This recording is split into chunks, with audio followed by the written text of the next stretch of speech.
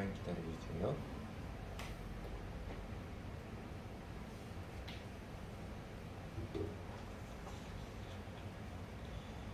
그 C94편 1절에서 주님은 복수하신 하나님이십니다. 복수하신 하나님 빛으로 나타내 주십시오. 빛이 찬란하게 비치는 것처럼 복수하신 하나님의 손길을 선명하게 나타내 주십시오. 여기도죠. 그 맨 처음 핵심부터 말하고 그 다음에 누구에게 왜 복수해 달라는 것인지 구구절절 나열하며 기도를 합니다.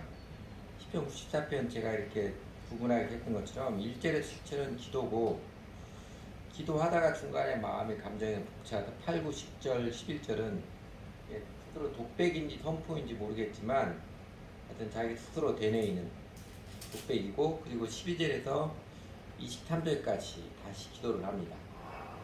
그러니까 아마 맨 마지막 21절, 23절도 독백이라고 봐도 될 것 같아요. 제 번역한것도 봐도요.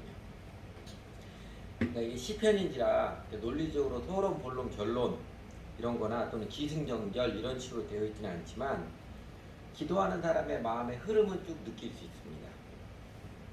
먼저 하나님께서 어떤 사람에게 복수를 해주시는가 요청을 하냐면요, 일부러 보기 좋게 이제 빨간 글씨로 구분을 했는데, 이들의 오만한 자들이고, 그 다음에 악한 자들, 보통 악한 자들 할 때는 이제 폭력을 휘두른 사람들이고, 사악한 자들이에요. 폭력에다가 약간 사기를 치는, 괴사까지 더하는 사악한 자들이고, 그 다음에 거만함에서 거드름을 피우는 사람들, 그 다음에 5절 6절 주님, 그들이 주님의 백성을 짓밟으며 주님의 택하신 민족을 괴롭힙니다. 그들은 과부와 나그네를 죽이고 고아들을 살아야 하며, 과부, 나그네, 고아 대표적인 사회의 약자들이죠. 특히 이제 고대 이스라엘 사회에서는 제일 약자로 지칭된 사람들이 과부, 고아, 나그네들입니다. 약한 자들에게 아주 잔인한 사람들, 갑질하는 사람들, 이 사람들, 그 다음에 7절 주가 못 본다, 야곱 하나님 생각지도 못한다 하고 말하는 사람들, 무식해도 용감한 사람들이죠. 무식해서 무모한 소리를 질러대는 아주 무모한 자들을 말합니다. 이들에게 하나님 복수해 주십시오. 이렇게 기도를 드리죠. 그렇게 기도하다 보니까 기도된 마음에 막 감정이 북받쳐 오르는 것이죠. 더욱 답답하고 어렵니다. 그래서 독백인지 선포인지 기도 중간에 거의 혼잣말을 이렇게 되뇌입니다. 이런 거죠. 8절, 9절, 10절, 11절 조금 각색을 하면, 아이고 이런 곰탱이 같은 놈들아, 하나님께서 다 보시고 다 들으시는 줄 모르느냐. 작은 소리로 이야기를 해도 햄퍼를 통해서 지구 반대편에 있는 사람도 다 듣는데 하물며 하나님께서 모르시겠느냐. 요새 여러분 누가 어디서 무엇 하는지, 우리 자신들이 어디로 가고 어디로 가는지 대한민국 경찰은 다 합니다. 온 거리에 널려있는 CCTV를 통해서 다 기록해 놓았습니다.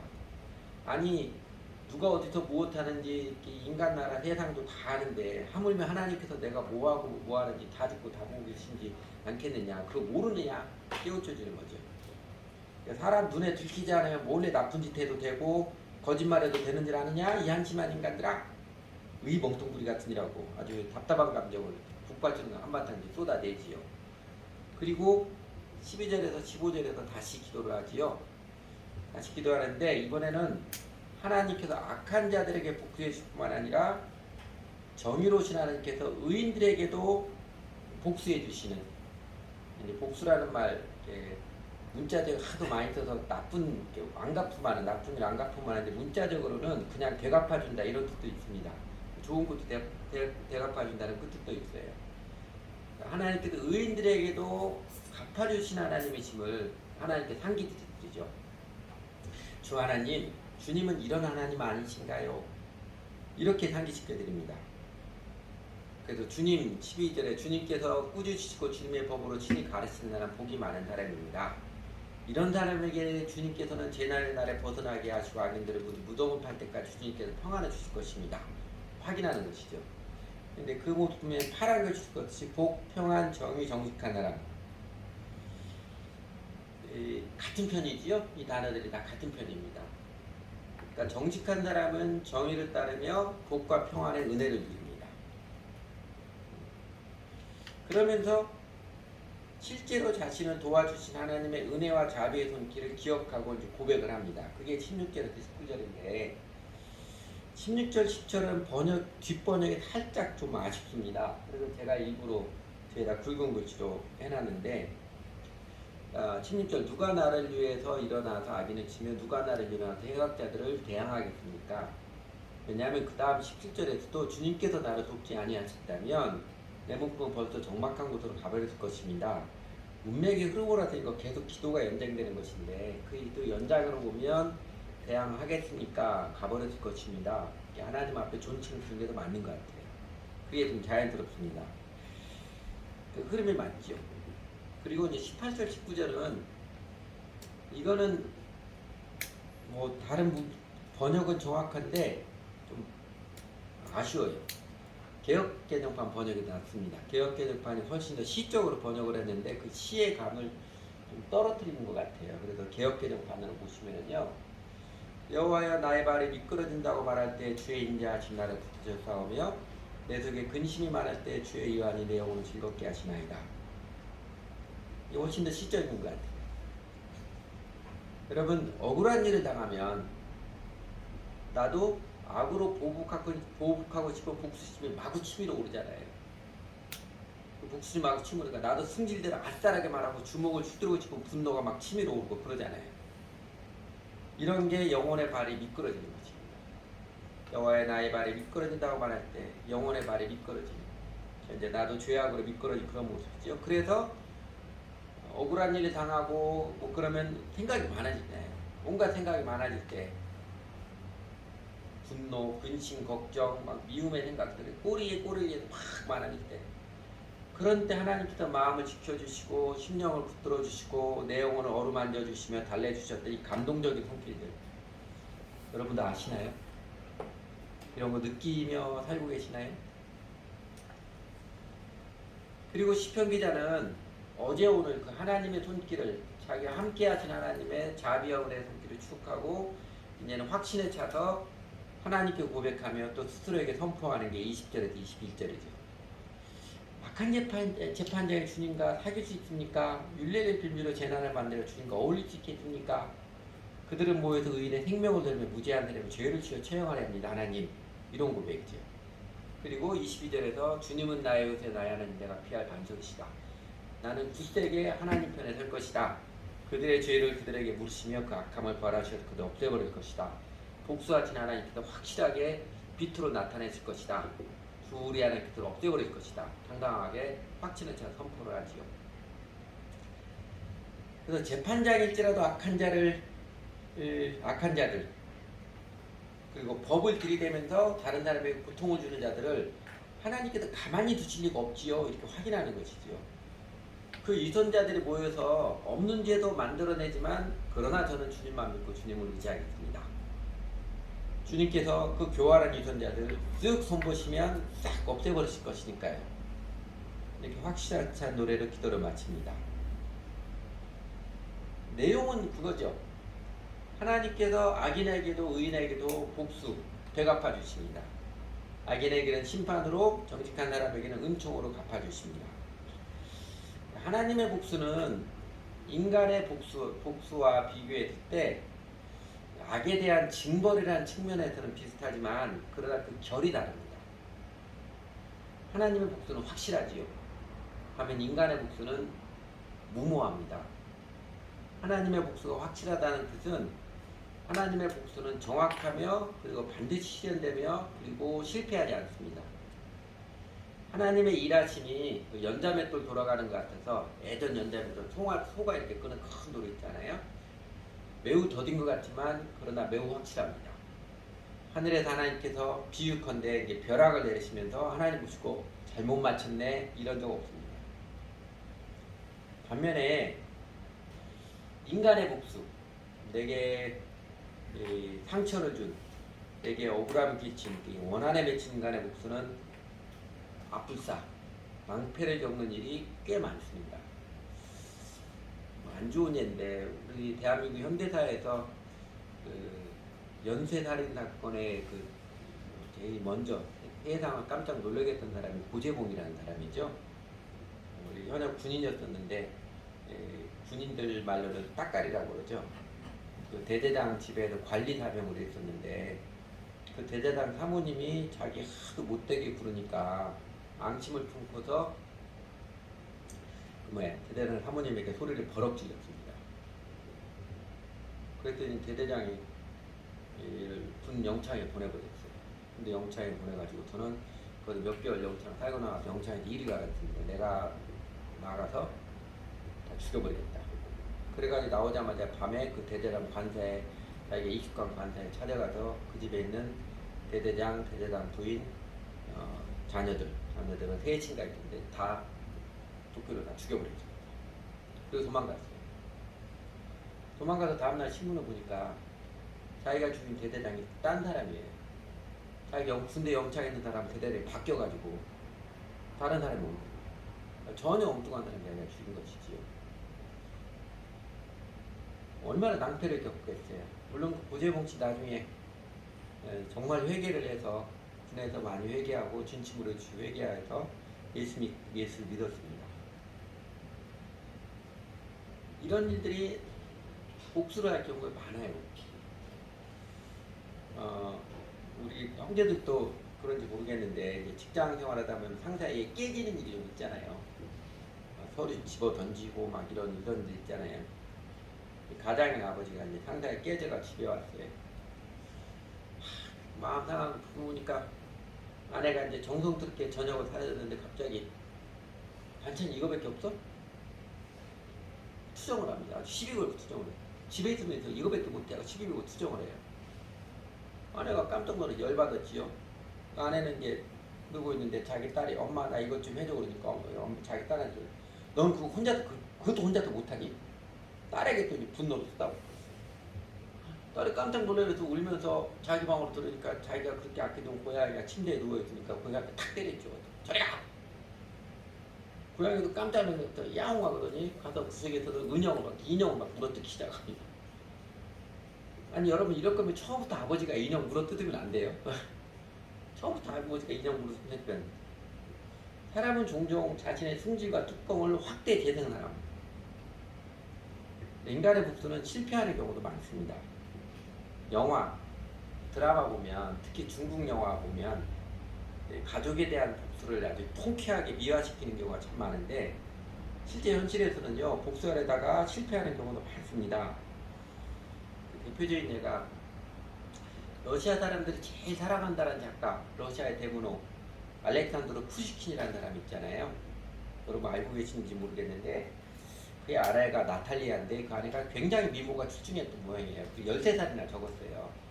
그래서 그 러시아 왕궁에서 연애를 하면 러시아 왕이 그 푸시킨 아내를 좀 부르고 그러겠습니다. 다리가 좀 비인을 샤가지고 해가지고. 그런데 자기 동서 처제의 남편이 프랑스 사람인데 그 아내 나탈리아가 나이가 차이가 많이 나니까 자기 동서하고 바람이 나게 됐어요. 그래서 프랑스 군인 출신인 단테스라는 사람하고 복수하겠다 결투를 신청했다가 오히려 총에 맞아 죽어버렸습니다. 결투 신청에 복수한다고 정의는 이기겠지 하고 복수한다고 결투 신청했다가 오히려 총에 맞아서 이틀 하다가 38살에 아까운 날 죽어버렸습니다. 인간의 복수는 무모합니다. 인간의 복수는 또 다른 복수 악순환을 낳고 더 처절한 비극을 재생합니다. 그러나 하나님의 복수, 하나님의 심판은 확실합니다. 그 하나님의 복수는 우리 개인의 인생 가운데서 세상 역사 가운데 나타나기도 하고 그리고 개인의 인생 역사 가운데는 다 나타나지 않다가 하나님께서 최후의 심판 때 온전하게 나타나셔서 역사의 모순도 바로잡으시기도 합니다. 여러분 일본 2차 세계대전 때 진주만 기습공격을 기획을 하고 주도했던 일본 연합해군 사령관 야마모토 이소로쿠라는 사람이 있습니다. 이 사람 미국 하버드대에서 유학을 해서 미국을 잘 알아요.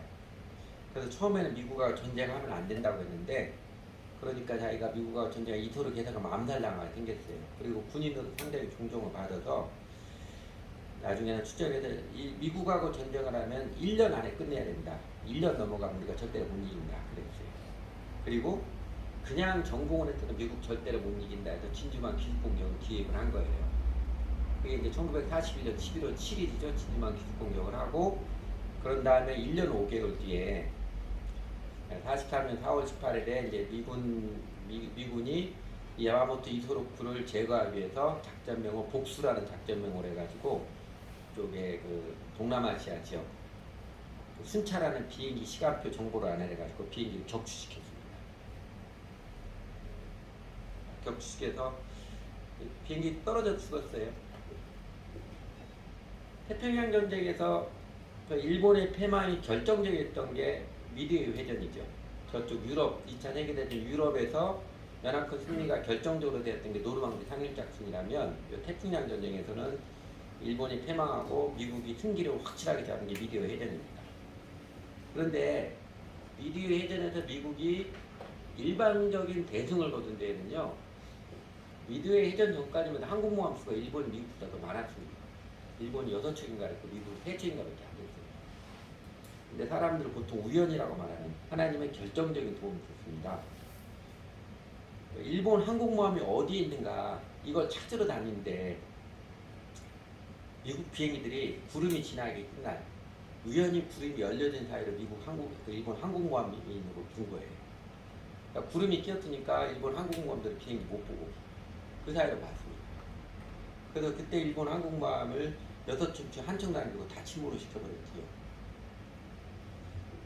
근데 야마모토 이 사람은 이거는 별 안 해도 되는 이야기 같은데 이 사람이 그 진주만 공수 끝나고 성공을 하고 나서 기자들이 막 각광을 하고 영웅으로 시독했을 때 다음 전쟁을 어떻게 할 것입니까? 했더니 미국과 평화할 거 준비하고 있습니다. 이렇게 대답을 했어요. 자기는 미국과 전쟁에서 못 이길 거를 알았다는 것이죠.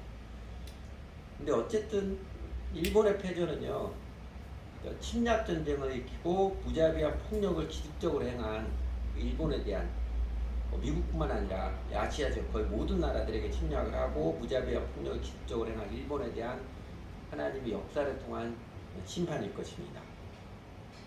하나님은 복수하신 하나님이십니다. 가만히 놔두시는 분이 아니에요. 시편에 보면 또 다른 시편에 보면 시편 7편 11절 12절에 아주 적나라하게 표현되어 있죠. 하나님은 의로우신 재판장이시며 매일 분노하신 하나님이시로다. 사람이 회개하지 아니하면 그가 그의 칼을 가시며 그의 화를 이미 당기어 예비하셨다. 복수하신 하나님이요 매우 부지런하시기도 하시고 그리고 칼갈이 하나님이시기도 하십니다. 여러분 이렇게 복수하신 하나님 우리 개인의 인생들 가운데서도 역사 가운데서 폭력과 간사 교만과 잔혹한 언행에 대하여 부지런히 확실히 복수하신 하나님이시라면 그러면 우리가 어떻게 살아야 합니까? 아마 여러분도 다 알고 계시겠지만 그래도 한 번 더 정리해서 말씀을 드리겠습니다. 첫 번째는요, 복수하신 하나님. 여러분 나에게도 하나님께서 복수할 수도 있음을 기억하고 무엇보다 하나님 두려운 줄 알고 살아야 합니다. 누가 잘못한 거 하나도 없는데 이럴지 모르겠지만은요, 우리가 잘 모르잖아요. 우리가 살아오면서 얼마나 나는 잘한다고 했지만 이게 하나님 앞에 다른 사람이 얼마나 잘못되는 거 여러분 발견하셨지요? 그런 일 꽤 많았다는 거 발견하셨지요? 나에게도 하나님 복수할 수 있으면 기억 하나님 두려운 줄 알고 사십시오. 인생을 어떻게 살 것인가? 성경 전체가 이렇게 살아라 인생 지표지만 직접적으로 인생을 어떻게 살 것인가 인생 철학을 논한 인생론책 전도서지요. 전도서 결론으로 이렇게 깨우쳐 주잖아요.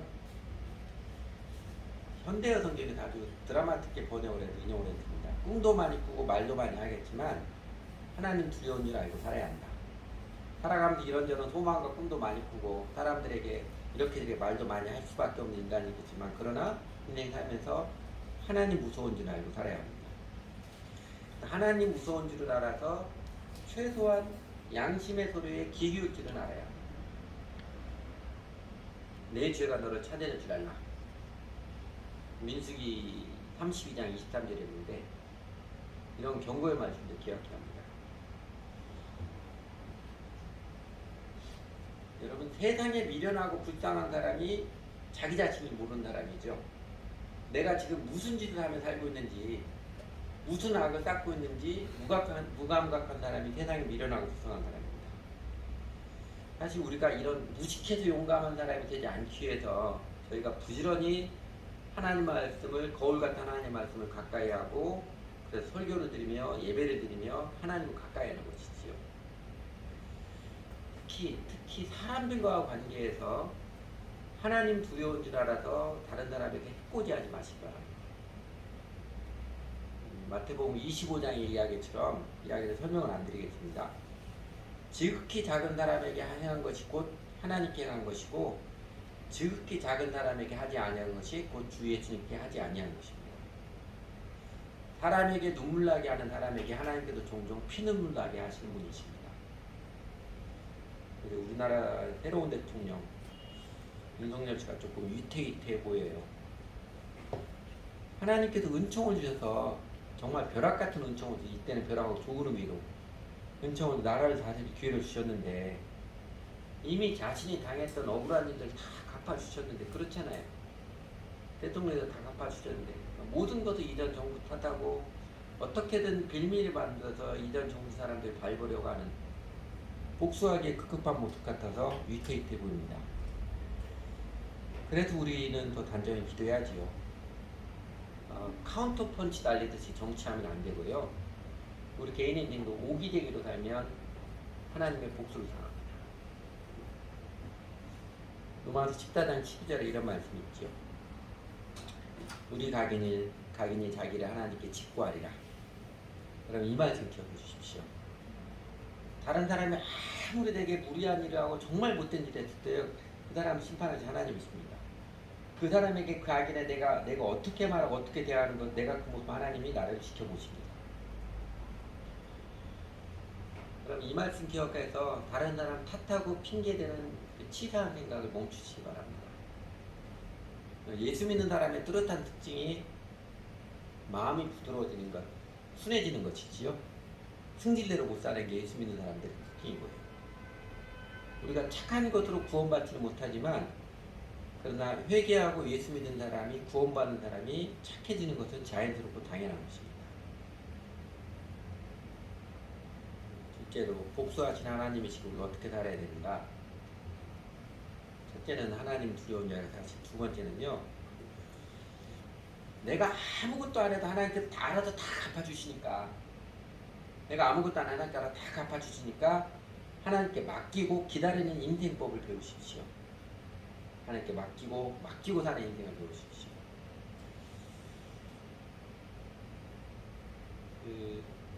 신명기에 보면 하나님께서 이스라엘 백성들에게 이런 말씀 가르쳐 줍니다. 이스라엘 민족 사회 공동체를 살아가잖아요. 얼마나 사람들 관계가 살아면 갈등들, 부딪힘들이 있잖아요. 그게 작아다가 점점 커지기도 하는데, 그러면서 하나님이 뭐라고 가르치냐면, 원수 갚는 것은 내가 하는 일이니 내가 갚는다. 원수들이 넘어질 때가 곧 온다. 재난의 날이 가깝고 멸망의 때가 그들에게 덮친다. 원수는 나 야훼가 갚는다. 구약시대 하나님께서 이스라엘 백성들에게 새겨준 말씀입니다. 그리고 사도 바울이 신약성경에서도 교회에게 하나님이 이런 분이심을 직접적으로 상기시켜 주었습니다. 아주 부드러운 어들로, 내 사랑하는 자들아, 너희가 친히 원수를 갚으려고 애쓰지 말고 쓸데없는 노력하지 말고 하나님의 진노하심에 맡기라. 기록되었을 때 또 그 다음 신명기 32장 30절 말씀 인용하는 것입니다. 원수 갚는 것이 내게 있으니 내가 갚으라고 주께서 말씀하십니다. 괜히 힘도 없는 네 자신이 직접 원수 갚겠다고 마음속 신경 쓰느라고 망가뜨리지 말고, 힘과 세월 낭비하지 말고, 잘 되지도 않는 일을 행했다가 괜히 낭패를 겪지 말고, 내가 다 갚아줄 테니까 염려하지 말고 내게 맡겨라. 그렇게 말씀하십니다. 제가 개인적으로는 우리 교회 형제자매들도 이야기 여러 번 했었는데, 한 번 더 기억하게 한 번 더 하겠습니다. 예전에 TV에 나왔던 이야기예요.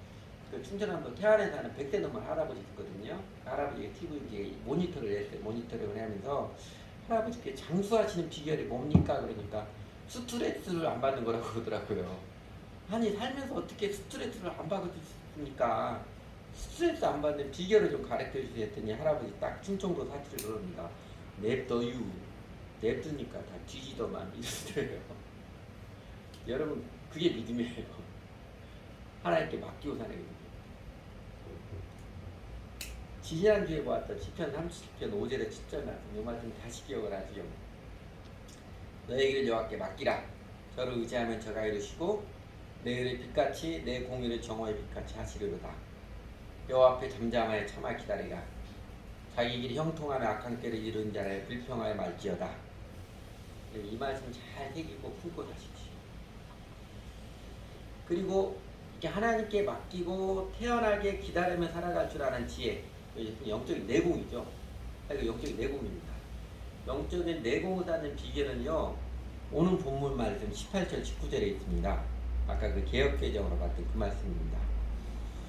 여호와여 나의 발이 미끄러진다고 말할 때 주의 인자하신 나를 붙드셨사오며 내 속에 근심이 많을 때 주의 연이 내 영혼을 즐겁게 하시나이다. 살면서 마음이 막 승질대로 막 분노대로 승질대로 미끄러져가고 온갖 의심, 미움, 복수의 생각들이 막 풍성해질 때 그때 내 마음과 심령을 터치해 주시는 내 마음을 어루만져 주시고 붙들어 주시는 성령 하나님의 손길, 이 성령 하나님의 손길을 알고 누리려면 뭐가 필요하겠어요? 간단합니다. 성령님이 내 안에 모셔야 되고요. 성령님과 소통하고 성령님과 동행하는 삶을 살아야죠. 하나님과 바른 관계를 통해서 성령님이 내 안에 들어오시는, 성령님이 임재하시는 성령을 모시고 그 하나님과 동행인 인생을 살아보십시오. 하나님을 가까이서 성령님의 음성을 들을 줄 알아요. 그래야 내 속에서 나도 주체 없이 온갖 감정과 승질들이 막 번져갈 때 성령님이 부드럽게 터치해 주시는, 대개는 제 경험으로는요, 성령님 딱 한 말씀 하면 내 마음이 다 평정이 되더라고요.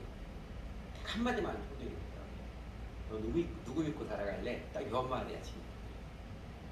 뭐가 더 좋으냐? 딱 이 한마디 하십니다. 평정이 되더라고요. 그래서 우리가 신앙생활 하는 것이지요.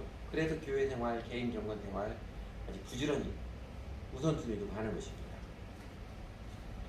복수하신 하나님, 악인에게는 공포의 대상이겠지만 그러나 하나님 의지하는 정직한 사람들에게는 이 복수하신 하나님이 오히려 위로가 되고 소망입니다. 내가 손 하나 까딱하니까 하나님이 때가 되면 다 알아서 하시거든요. 오히려 정직한 믿음의 사람들에게 복수하신 하나님이 위로이자 소망입니다. 세 번째로 복수하신 하나님, 그 하나님 앞에 어떻게 살 것인가? 세 번째는요, 당신의 삶을 잘 사십시오. 이렇게 간단하게 너나 잘해라 뭐 이렇게 들릴까봐 좀 그런데 그런 뜻이 아니고요. 악에 치우치거나 악한 생각에 여러분 시달리지 마시고 내 삶을 정의롭게, 내 삶을 평화롭게 잘 살아가십시오. 여러분, 내게 그 상처를 주고 내게 악을 행한, 정말 나를 억울하게 만든 어떤 놈 또는 어떤 년 때문에 그 새끼, 그 지집에 미워하더라고, 곱씹느라고 정신 낭비, 체력 낭비, 세월 낭비하지 마시고요. 복수하진 않은 게 맡기고 하나님의 때 하나님께서 책임을 알아서 하신다 맡기고 내 삶을 잘 살기에, 정의롭게 세우고 평화롭게 사람들 관계하기에 내 시간과 힘과 에너지를 들여보십시오. 잘 살아라. 그게 최고의 복수다. 탈무드의 촌철살인의 격언이 그 뜻입니다. 내 마음과 삶을 정의롭게 세우고 다른 사람과 평화롭게 관계하며 살아가는 게 잘 사는 것입니다. 그리고 그 정의와 평화는요, 사랑의 열매이고요. 그러니까 예수님의 사랑을 알고 예수님의 사랑을 품어서 내 마음도 하나님 사랑하고 예수 사랑하는 그 마음으로 물들어가는 신앙생활이 내 마음과 삶을 정의롭게 평화롭게 세워가는 일입니다.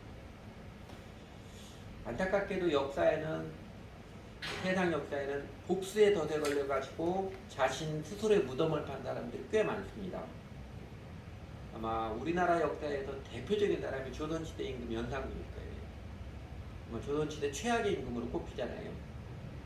왜 그가 제일 비극의 주인공이 되었어요? 여러분 다 알고 계시잖아요. 그의 친어머니 패부 윤씨죠. 패부 윤씨의 죽음을 알고 나서 그에 대한 복수심에 눈이 멀어지게 돼요. 모든 생각이 자기 어머니를 죽인 그 사람들의 복수심에 눈이 멀어서 결국 왕에 쫓겨나는 제일 비극의 주인공이 되었습니다. 복수하면 단연 중국 사람들이지요. 중국 사람들은 아버지의 복수를 하는 사람 의인이라 칭하고 막 그러니까요. 중국 역대 왕조, 중국은 중간에 나라도 여러 가지고 역대 왕조 임금이 모두 555명이나 됩니다. 근데 중국 왕조가 난리를 칠 때는요, 거의 공통적으로 언제나 복수심에 마음을 빼앗기는 왕들이죠. 특히 이제 중국 통일왕조도 진나라, 한나라와 수나라, 당나라, 송원, 명청 이런 나라들. 이 통일왕조들은요, 공교롭게도 거의 대부분이 우리 민족에게 해코지하거나 우리 민족에 보복하게 할 때 나라가 망하는 심판을 받거든요. 세상은 넓고 하나님은 광대하십니다. 이 사람 아니고도요, 좋은 일 많고 좋은 사람 많습니다. 하나님은 은혜의 선물, 은총원이 한두 가지가 아닙니다. 하늘의 별처럼 많은 것입니다. 이거 아니면 안 된다는 집착의 생각이, 제가 내 거 뺏었어? 이 집착의 생각이 스스로 하나님의 은혜로부터 우리를 소외시키곤 합니다. 거기에 그냥 내 마음에 갇혀 있어버립니다. 하나님은 다른 거 더 넉넉히 많이 주시곤 하십니다. 여러분, 세상을 듣고 하나님은 광대하심을 기억하십시오. 그리스도인의 생활지침으로서 예수님의 산상수훈에 비견하는 바울의 가르침이 로마서 12장이지요. 로마서 12장 가히 바울의 생활지침의 백미라고 꼽힙니다. 그 말씀이에요. 아까 12장 19절, 내 사랑하는 자들은 너희가 친히 원수를 갚지 말고 하나님의 분노하심 맡기라, 이 말씀입니다. 그 중에 제가 파란색으로 한 그 부분이요. 너희를 박해하는 자를 축복하고 축복을 저주하지 말라. 이게 가능해요?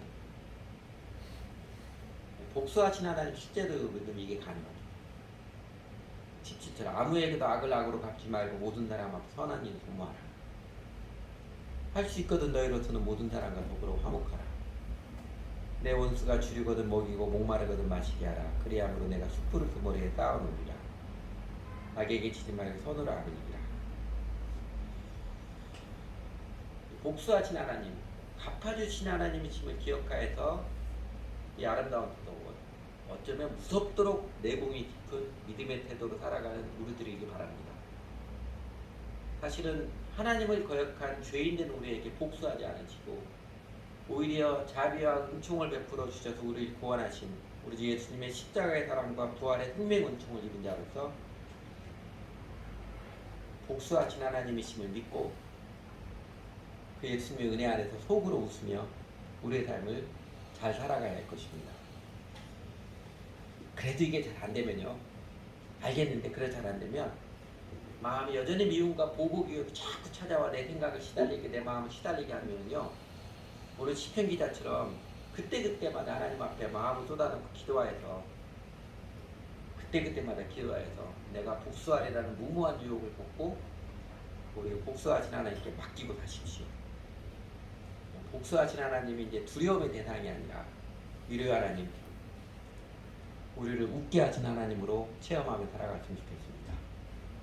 같이 기도하지요. 오늘도 우리 각자 하나님의 성령께서 만져주시고 깨우쳐주는 것 따라서 함께 기도하는 시간 갖겠습니다.